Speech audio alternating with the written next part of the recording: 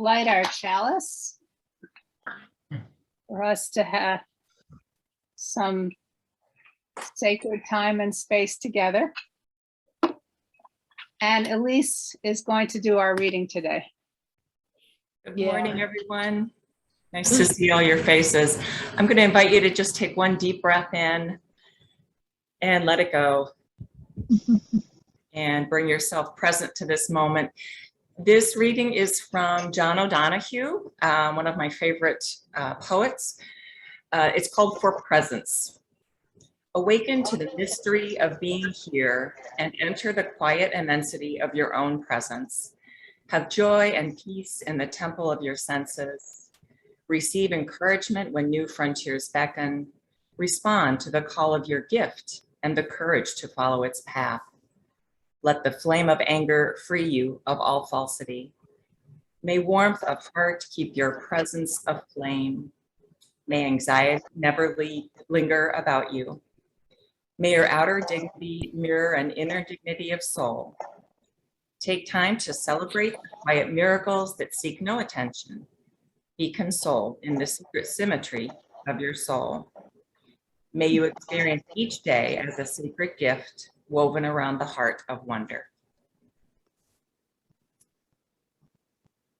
Thank you, Elise. That was beautiful. Well chosen.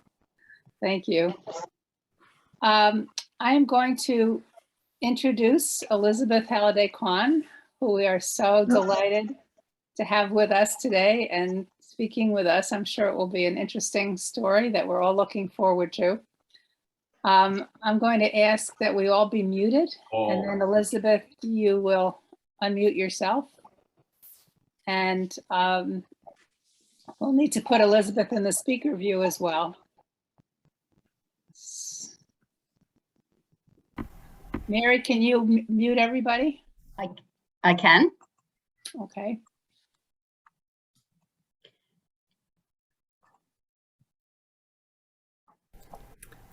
All right.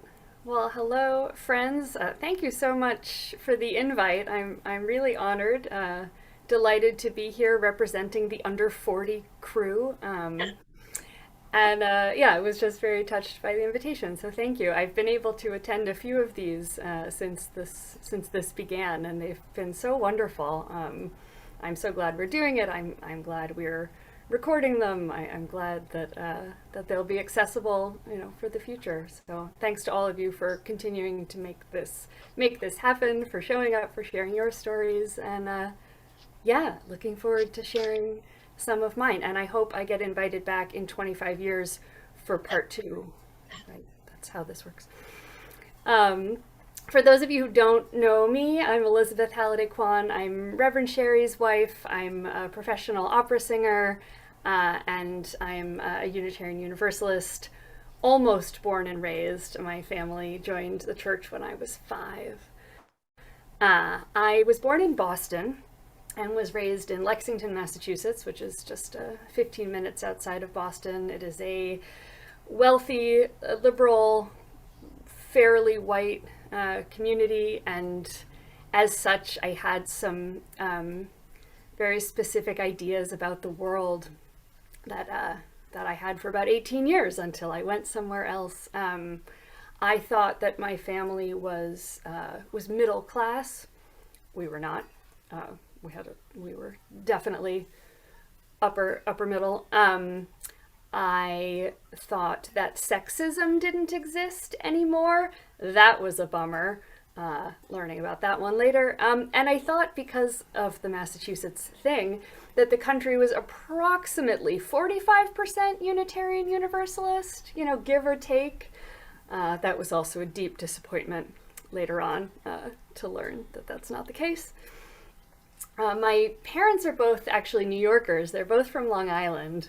And because I was an only child until I was almost 6, and spent a lot of time with my parents, I picked up a bunch of sort of New York style accent things. I say Halloween and aunt and Florida, and my sister says Halloween and aunt and Florida. I can't even do it.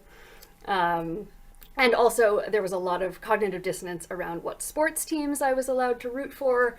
So I went with, I'll do music and art instead, and nobody will yell at me for my sports allegiances.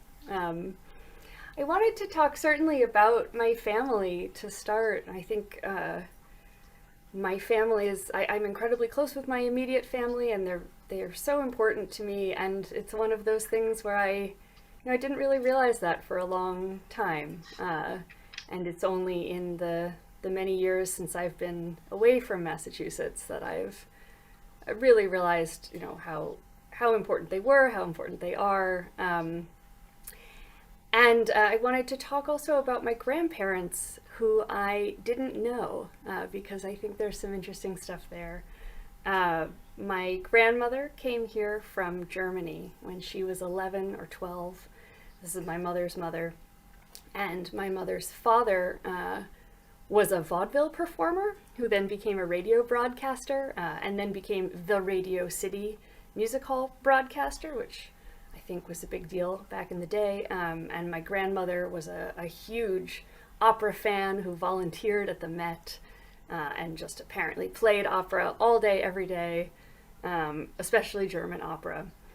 But I didn't have a relationship with them because my mother didn't have a great relationship with them, and decided that they wouldn't meet they wouldn't know their grandkids. So it took me a long time to put together the fact that then I went on to study opera and German and had this operatic German grandmother. And what a strange thing, a strange generational connection.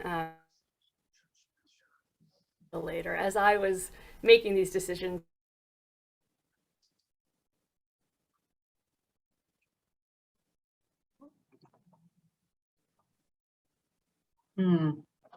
Elisabeth, can you hear me? I think you've frozen.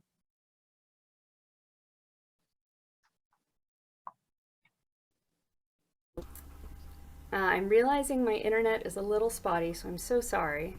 Just oh,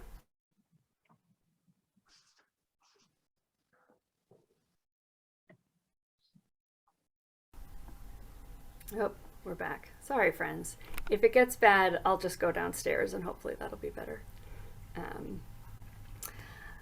So my parents then are both also amateur musicians.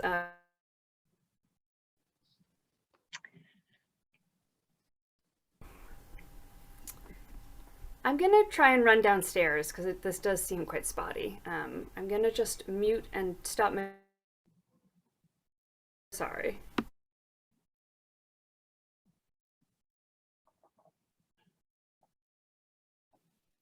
Just in the middle of German opera. Maybe somebody could give us an aria while we wait. It's not only her that's having problems. My screen has been turning black every once in a while. So whatever.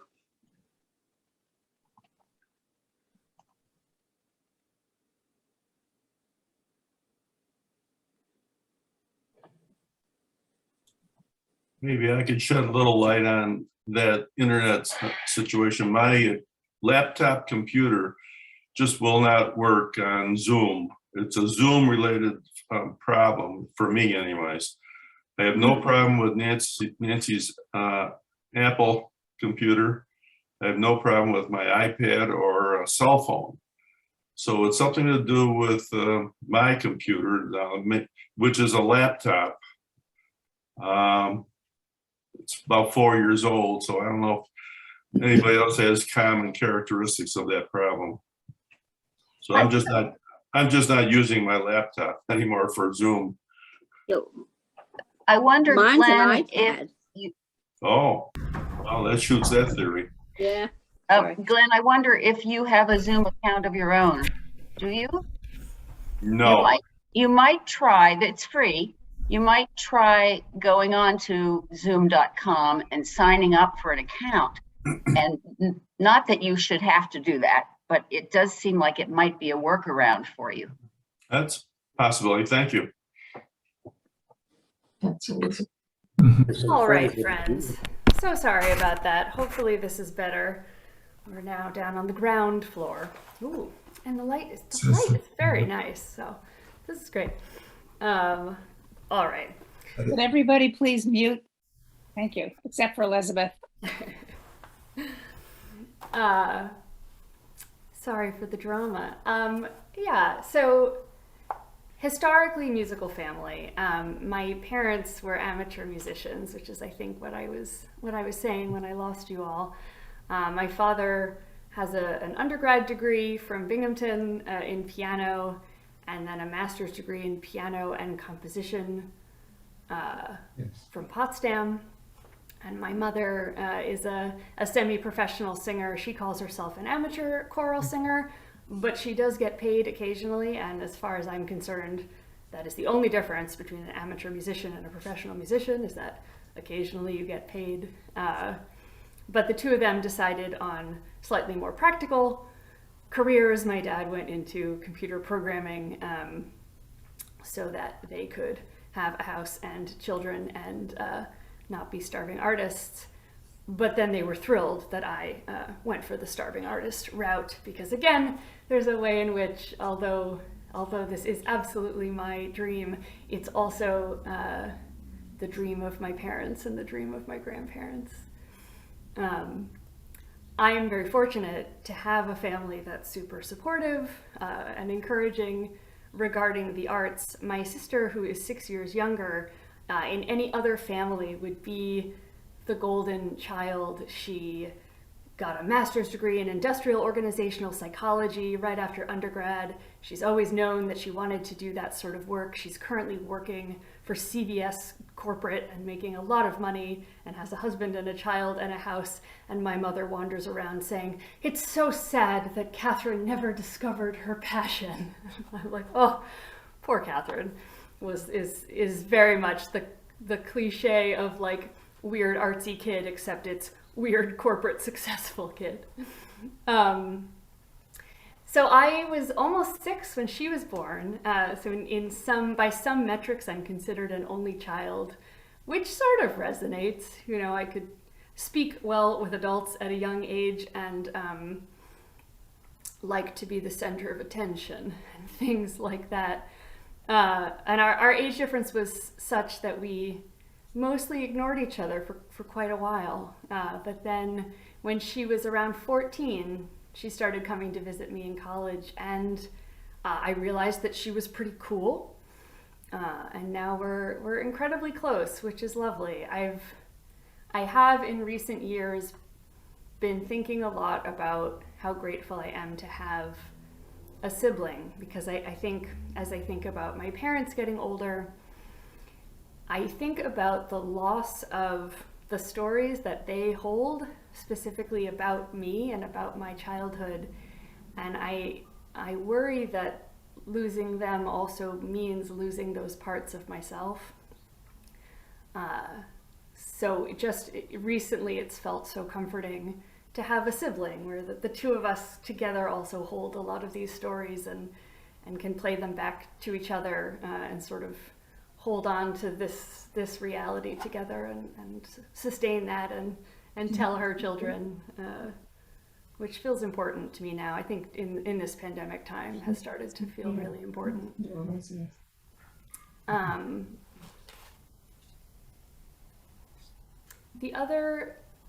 So I was certainly primed for a musical career, but the other hugely influential part of that, aside from just my parents, was our church. So my father is a vehement ex-Catholic, and my mother was a neutral Methodist.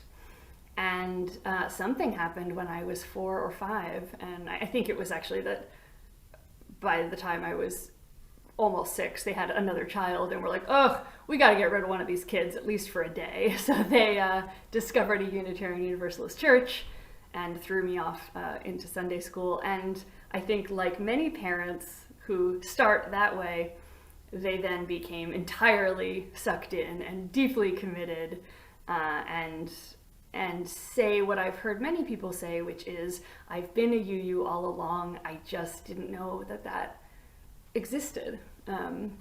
So I had a wonderful upbringing at Fallen Church in Lexington, Massachusetts, if any of you know the area. I did the whole Sunday school program. I did coming of age, and my coming of age mentor is actually the woman who married Sherry and I, so that relationship remains strong. I did it's now called OWL, but it was AYS, the sex education program, when I was young. And we had this amazing music program. Specifically, there were 3 choirs, a youth choir, a children's choir, and an adult choir. And so my parents sang in the choir and I sang in the choir, and having that additional, musical life was huge for me, and I'm very grateful. So when it came time to decide where I might go to college, the question for me was actually, do I want to go be an opera singer or do I want to be a percussionist? Because that was my other instrument. I was very good at mallet percussion. And we went with opera, which was a good choice. Just a number of years ago, I had the opportunity to go back to my high school to play for a retirement concert for our old band director. And I played the bells, and it was really fun. And I had a moment of like, gosh, this is really great. Did I make the right choice all those years ago? And then I looked up and realized, I'm in the back of the stage. I like the front of the stage. So yeah, no, we made a good choice. Everything went as it should. But certainly my background in percussion, I think, is what helped steer me into doing contemporary music and contemporary opera, which is my specialty. It just gets real rhythmically complex, and I think my background helped me out a lot there, and just my interest in that type of music. I'm jumping ahead a little bit, so I'll just step back and say I went to college. I went to Johns Hopkins and the Peabody Conservatory. They have a 5-year program where if you're really bonkers, you can get a degree from each school. Eastman and U of R has a similar program here, and I applied for that program too. I was waitlisted at Eastman, and then withdrew my application to say yes to Peabody before I ever heard back. So technically I was not rejected. And my poor mother was devastated because we had come to visit, and she was we both were so taken by the space, by the hall at Eastman. And so when I withdrew my application, she said, "But Elisabeth, that chandelier!" And it's true, it's beautiful. So that's been super interesting to wind up here after all, many, many years later. And what a different life that would have been if I'd come here at 18 instead of 36 or whatever, however old we were. I had a wonderful time in college, mostly. Certainly, it was really, really wild being a suburban Massachusetts kid heading into Baltimore and living in the city. I learned so much about race and about economic inequality and about sexism, which is not Baltimore's fault. That's just, everywhere's fault, but I somehow hadn't picked up on it. It was also certainly a turbulent time. I have chronic depression, which started in high school and then came back with a vengeance in college. So that was certainly challenging, but overall it was a wonderful experience. I discovered contemporary opera, got really into it, worked with a lot of composers, and very much sort of set the stage for then my career. I met folks at Peabody who became my opera company, Rhymes with Opera. We, for 15 years, have been doing operas in New York City, and it was all folks who were studying there, composers and singers who were studying there. So in general, a really amazing time. When I graduated, or as I was graduating, I developed type 1 diabetes, which was wild. And it's such an interesting thing, because I think actually my experience with depression wound up being really helpful in navigating picking up another very serious chronic illness, because I had already had the experience of realizing, look, there's a chemical deficiency, and we have ways of dealing with that, so let's do it. And I had experience with, taking medication on a routine basis, with adjusting my lifestyle, which I think are things that are hard to do for the first time, right? I think when you're healthy and then you're not, that's a big psychological adjustment, and I had already made it. So very fortunately for me, had a disturbingly good attitude about becoming a type 1 diabetic. But certainly with both of these, I was so fortunate and just so privileged to have amazing health insurance, access to resources, and the support of my family. So with those three things, very serious medical issues like depression and type 1 diabetes are quite manageable. And of course, without those things, they're not at all. So I feel, as someone who has 2 chronic illnesses, I feel very fortunate that, if it had to be someone, it was okay that it was me. But I got diabetes, was diagnosed 2 days after I graduated from college, spent the whole summer learning how to do that, because again, support and resources, and that was really wonderful. And then I informed my parents that I would be moving to New York City to be a starving artist, and they were like, oh, that sounds alarming. But it was a great choice. I did it. I showed up I was 23. I had quit drinking because of the diabetes diagnosis, which is just very strange as a 23-year-old, socially very, very uncomfortable. I was really broke, and I was a new diabetic, so I had all my tools and was sort of I had this attitude in the beginning that if I had to do this, then everyone would have to do this. So I was very out there with now I'm gonna stab myself, and now would you like to check your blood sugar? And that was kind of that was my jam in those days. And that was when I met Sherry, who apparently was well, this all seems delightful. Sherry and I were both working in the same coffee shop in Saks Fifth Avenue. Because I had just moved, and everyone knows that starving artists get service industry jobs. And Sherry, because she had just graduated also and was waiting to be sent off to do the Peace Corps in Uganda for 2.5 years, and just needed a job to kill some time. So we wound up at the same job, and thought, let's casually date for a few months, and then accidentally fell in love, which was really very bad timing. And then she went to Uganda for 2.5 years, which was a bummer. And we were told that she wouldn't have the internet and she wouldn't have phone service. So we wrote letters for 2.5 years, which is, for our generation especially, not really something that we do. And it was such a lovely thing. I spent the dollars I had at Lee's art shop getting sort of colored paper and stickers and cutting things out and making these very elaborate envelopes. And then 3 weeks later, I would receive back letters with, a few squished bugs that were labeled a bug. And we did this for 2.5 years, and it was really lovely. And after 2.5 years, she came back to New York, I'm sure for many reasons, but I think mostly because I was there. And I'm very grateful for that. I should say that when she and I met, apparently the first thing I did was whip out a red "What do Unitarian Universalists believe?" card and hand it to her and say, "Have you heard about Unitarian Universalism?" Which I don't believe that was the first thing, but I do believe it might have been the second thing.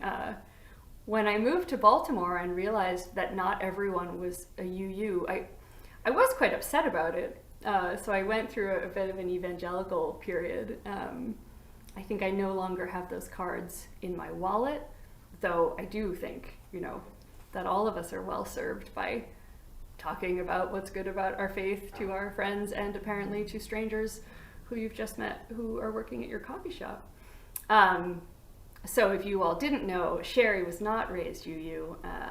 I take a lot of credit for the minister who is here now, although of course all the work was all her own. But I'm delighted at how it's all turned out. So she came back from Uganda in 2010. So we spent then 9 years in New York City, during which time we got married. We adopted a cat who followed us home.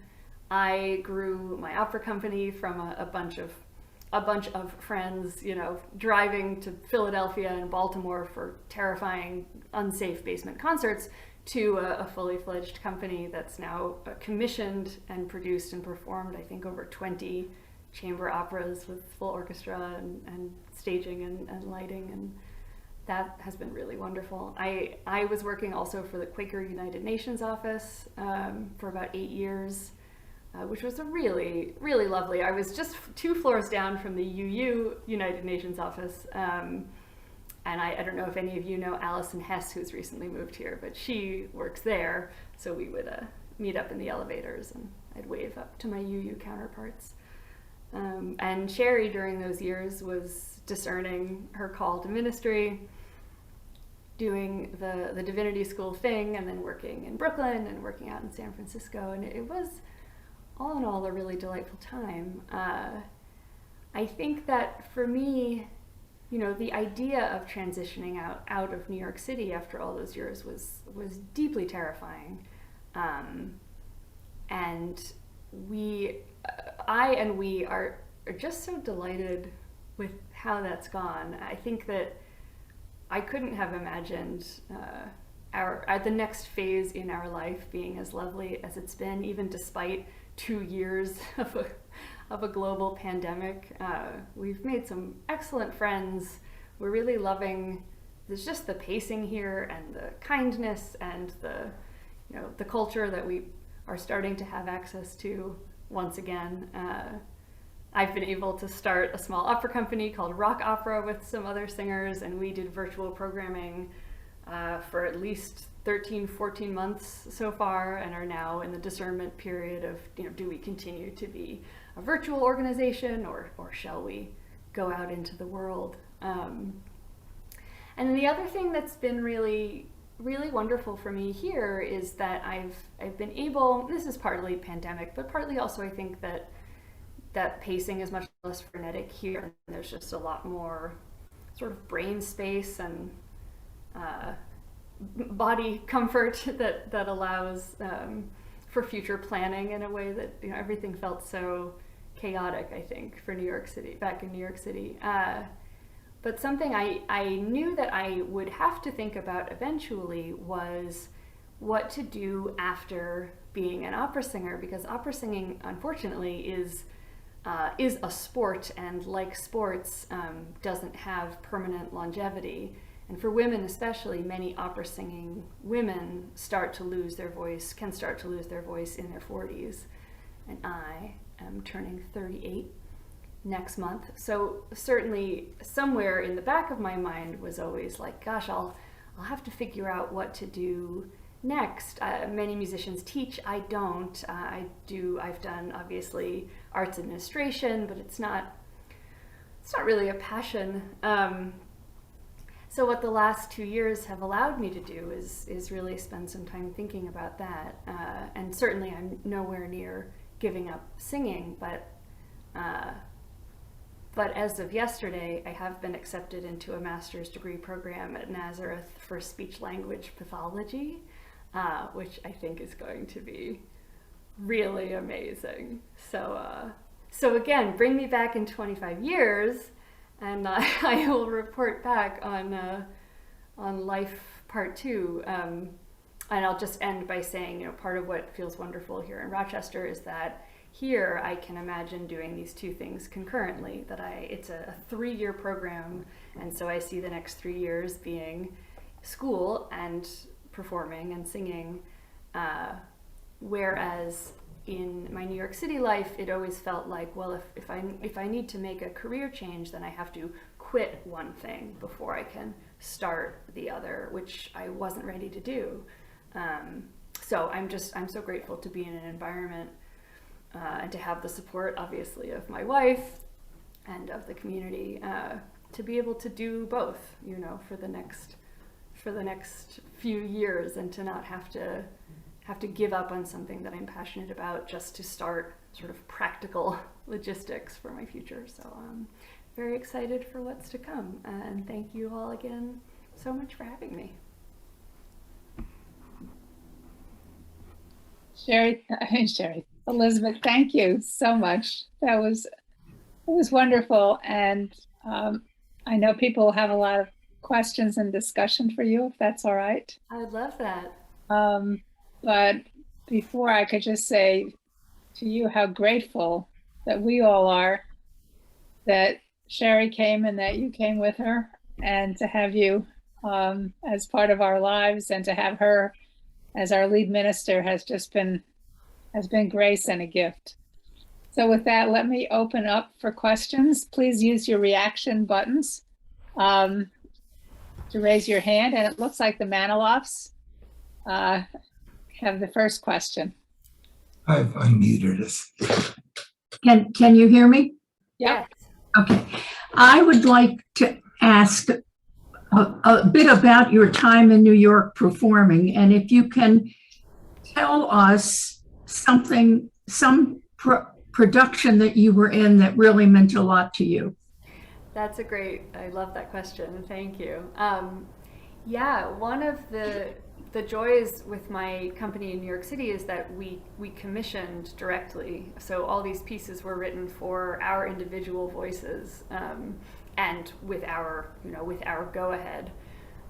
So two recent ones that have been really amazing was, first, we did a piece about Eleanor Roosevelt. I don't know if you've all heard, but just in recent years, a lot of documentation was discovered about her long-term girlfriend.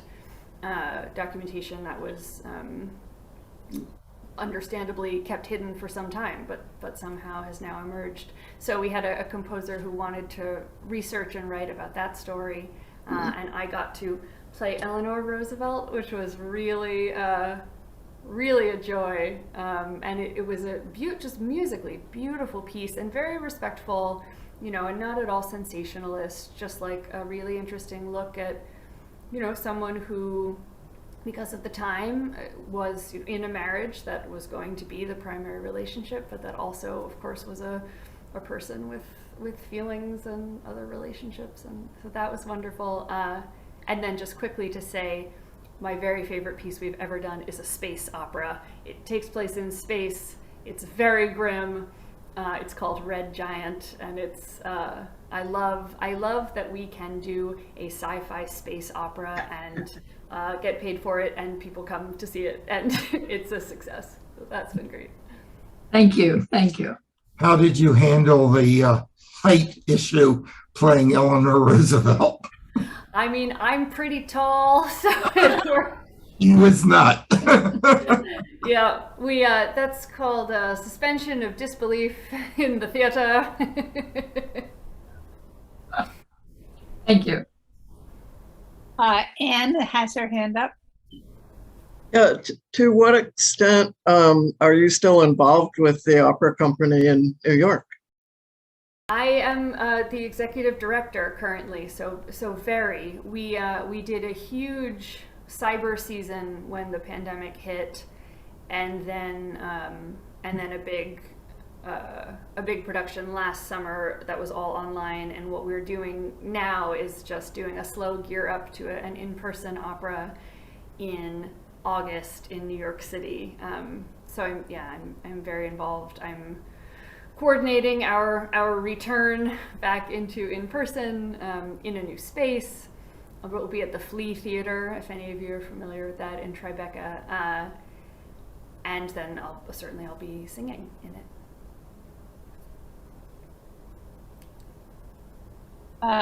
Cass or Larry? Yes, thank you so much, Elisabeth, for your life story. It's a very, very fun story to hear and learn about and so on. It's a great path that you went down.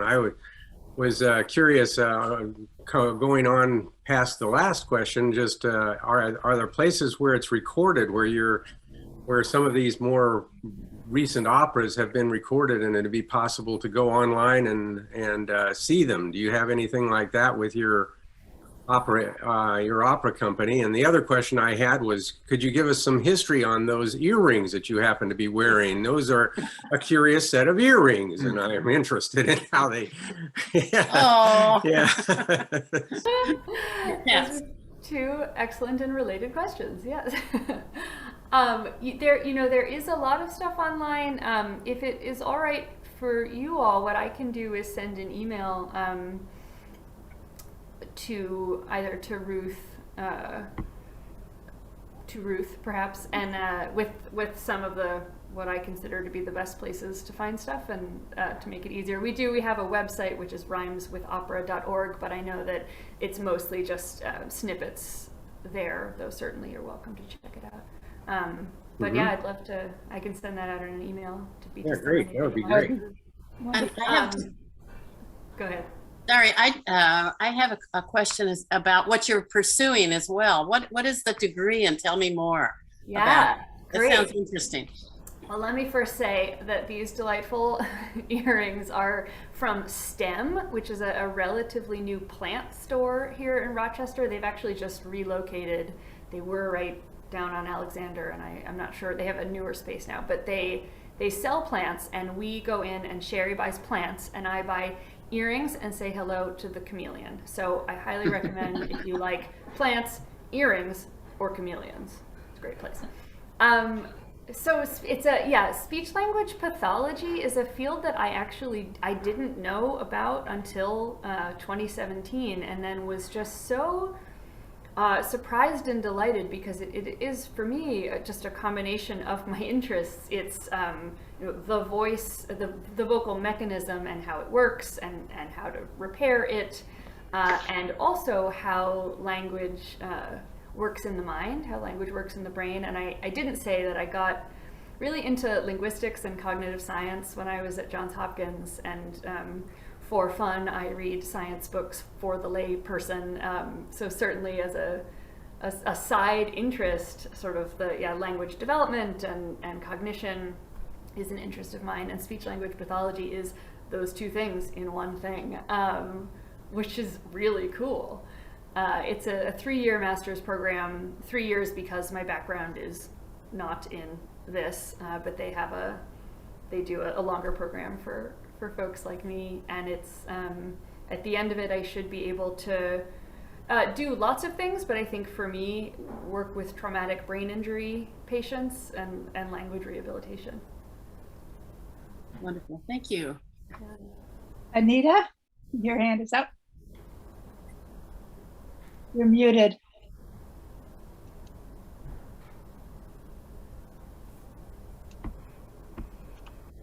Anita, you're still muted, unfortunately. Mute. Okay. Yeah. Okay. Cat. This is Billy Blizzard. I was curious about how much time you spend traveling to New York and how much time you do spend virtually. Just because this is a brand new world, and we've been doing Elder Buddies all virtually, and it's taken some getting used to me, but I'm slowly catching on.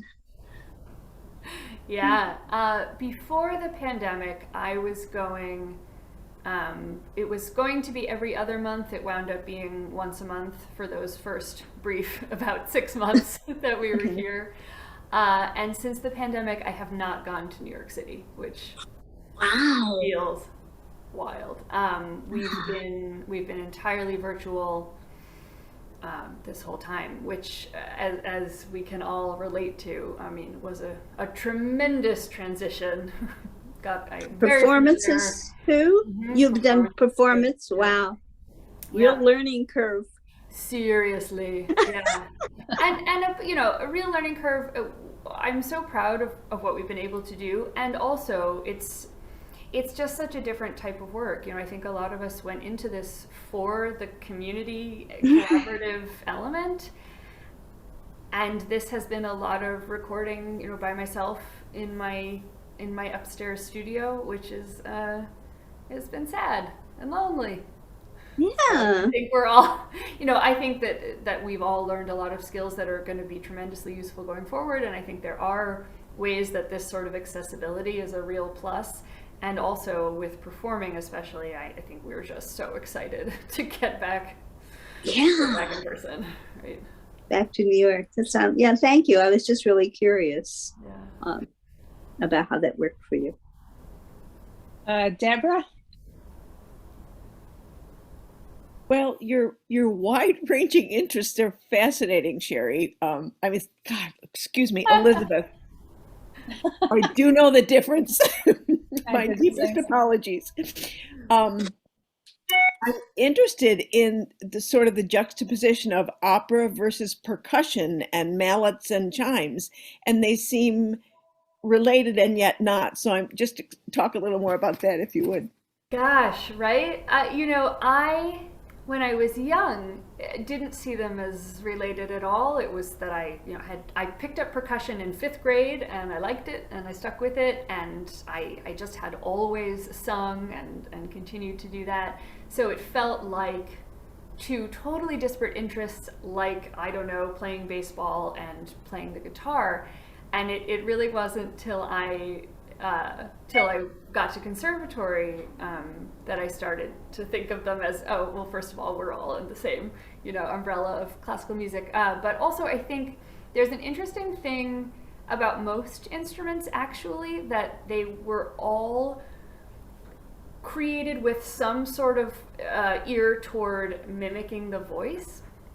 And, you know, I shouldn't say all because I'm not a musicologist, but certainly that's something that I have read about, is that a lot of string instruments, a lot of wind instruments, it's all mimicking what the voice can do. And I think that with mallets, you know, obviously when you're talking about a snare drum, not as much, but with mallets and with marimba especially, there's a real sonorous quality there that's very similar.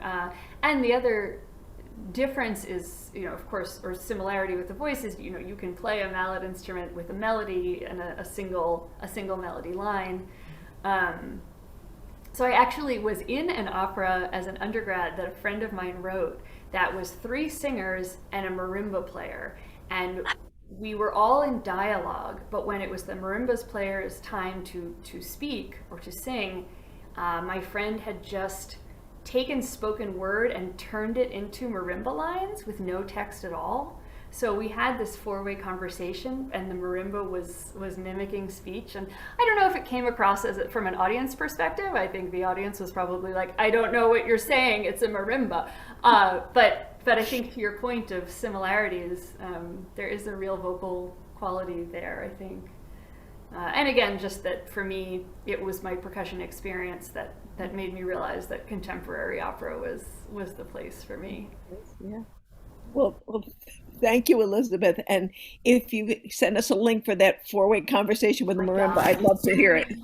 I'll see. God, that was so long ago. I will see if I can pull that up. Thank you. Howie, you got your hand up. Thank you, Elisabeth. It was great to get to know you, start to get to know you. You said how you were surprised that when you left and you went to Baltimore to discover that most of the world wasn't you, and that people's attitudes about sexism were not as enlightened as where you had come from. What about LGBTQ issues? Were you out of the closet when you left home, and sort of could you share a little bit about your growing awareness of that side of life and how that was different at home from the rest of the world? Yeah, I'm extremely fortunate. I'm probably the oldest person. Like, my demographic is the first generation of people who who came out in a really blasé, low-key way. In part, that was because of where I'm from. My town was quite liberal. I grew up in a UU church where there were queer families with children. So I came out as bisexual when I was 14, and it really felt sort of like, oh, I mean, that seemed inevitable, right? It was a very chill kind of thing, which was great.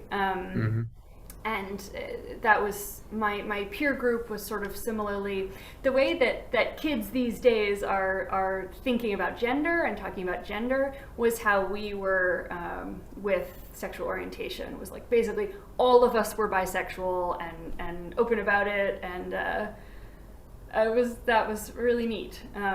So I'm really lucky that I had a easy breezy coming out time, that I don't have trauma associated with or guilt or any of that, which hopefully is the future, right?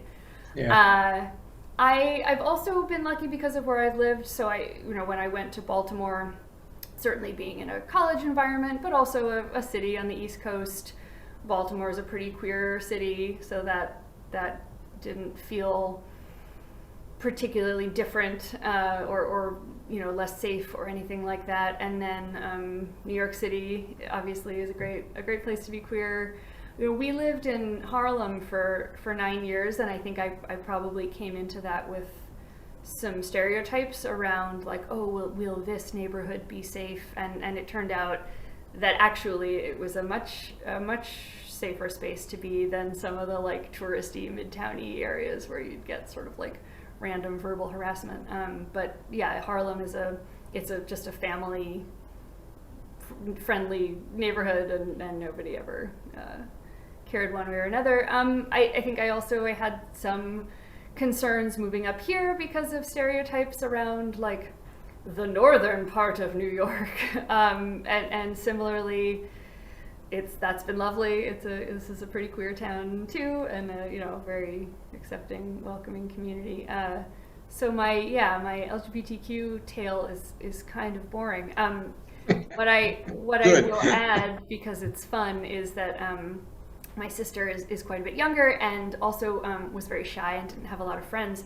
So what she knew of sort of the world was me and my friends, which led to her, when she was 13, sitting me down with a lot of angst and saying, "Elisabeth, I'm so sorry. I think I'm straight." Which was amazing. And gosh, I'm so sorry that I gave her angst.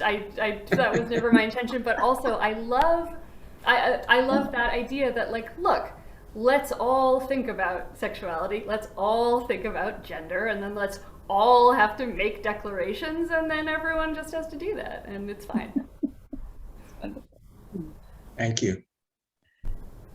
David? It's going to be a hard one to follow. So I once had the opportunity to sit in a master class that Renee Fleming was doing, and she made a comment about the importance of knowing a foreign language in singing. In fact, German. I think she went to Germany specifically for that purpose. And so I just thought maybe, I know you studied German, or if you had any comments along the line of the foreign language aspect of opera singing. Ja, ich kann jetzt ein bisschen Deutsch, aber es war vor langer Zeit, dass ich Deutsch studiert. We, as part of the curriculum at Peabody and certainly at Eastman, we have to take German, French, and Italian, singing in German, singing in French, singing in English, singing in Italian, French diction, German diction, Italian diction. So, yes, that's certainly a huge part of the curriculum. We had as electives, we could take Russian. There's probably a bunch of other ones that are part of the curriculum now, Mandarin. It's an art form that English, we're a player, but we're not the be all end all, and you won't have a career if you're not, if you can't at least read, though not necessarily understand minimally 4 languages. I think it's just so much easier if you also understand them. But of course, you know, as Americans, we don't have the benefit of being raised quadrilingual, like some of our European singing counterparts who show up and speak all these languages from birth. So it just means it takes us longer to learn and to memorize in terms of text. But yeah, hugely important. And just in terms of accessing the material, you know, translations are never quite as good, right? Whether it's books or music, and so the benefit of actually understanding what you're singing is huge. Yeah. Elizabeth, I had a question. You weren't here too long before the pandemic, but what music outlets or music opportunities in Rochester do you enjoy?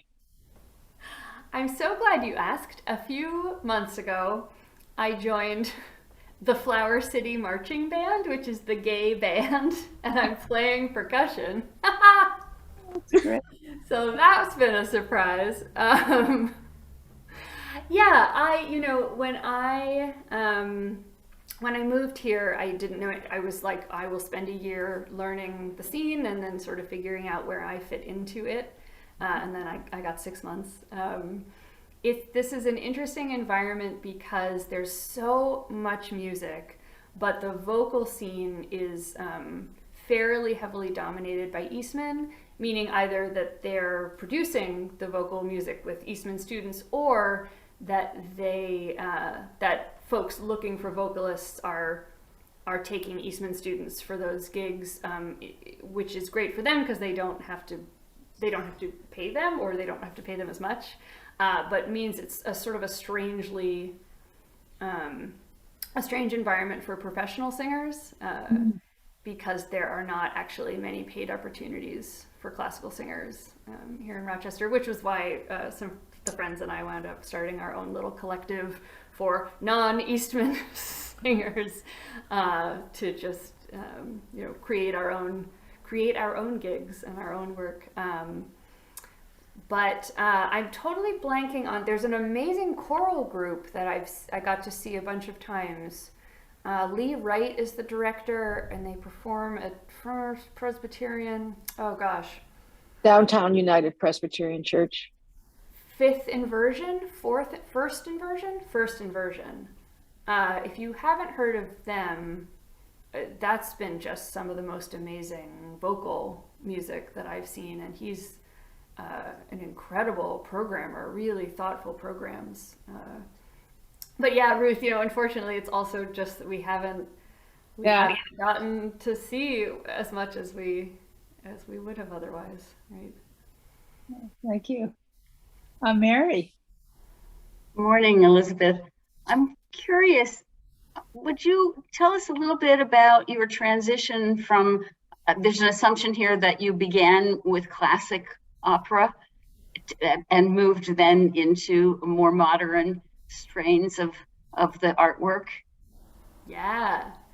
Well, I think like most people, didn't know that contemporary opera existed.